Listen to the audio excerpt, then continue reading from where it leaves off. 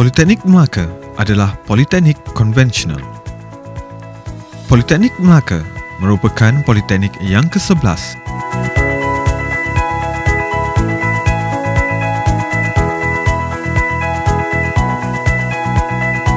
berlandaskan hala tuju visi dan misi Politeknik Melaka menjadikan institusi TVET premier yang diterajui industri. Di bawah kepimpinan pengarah Politeknik Melaka, Tuan Haji Abdul Aziz bin Abu Bakar, berupaya melangkah maju seiring dengan transformasi Politeknik Malaysia.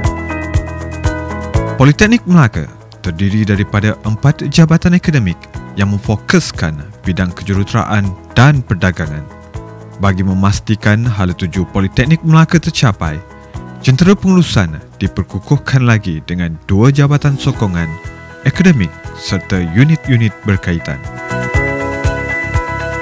Politeknik Melaka menawarkan pengajian sejajar dengan era globalisasi terkini bagi memenuhi keperluan guna tenaga industri selaras dengan hasrat kerajaan untuk menghasilkan modal insan yang boleh mengadaptasikan diri dengan persekitaran luar.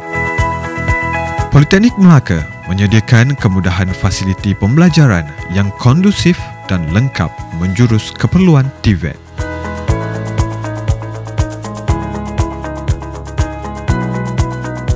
Politeknik Melaka juga berjaya mengimplikasi pelbagai aktiviti kokurikulum dan kurikulum yang mencorak gaya pembelajaran serta meningkatkan prestasi pelajar sehingga ke tahap yang optimum. Kami mempunyai kepakaran dalam Industrialized Building System atau IBS yang juga merupakan bidang tujahan Politeknik Melaka.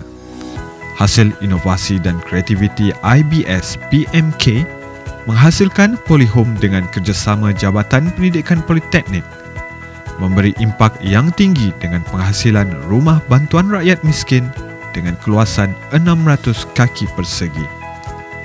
Ia dilengkapi 3 bilik tidur dan 2 bilik mandi, disiapkan dalam tempoh 3 minggu hingga sebulan, termasuk pemasangan sistem pendawaian elektrik dan perpaipan. Impian dan harapan berjaya direalisasikan hasil usaha semua pihak bagi menjayakan transformasi Politeknik Malaysia. Demi mencapai aspirasi negara, kecemerlangan modal insan dan kepimpinan berupaya menjenamakan semula Politeknik Melaka dengan satu imej dinamik dan berprestij di pesada dunia. Transformasi Politeknik ke arah kelestarian penghasilan modal insan negara. Politeknik Melaka PMK adalah politeknik mentransformasikan kehidupan.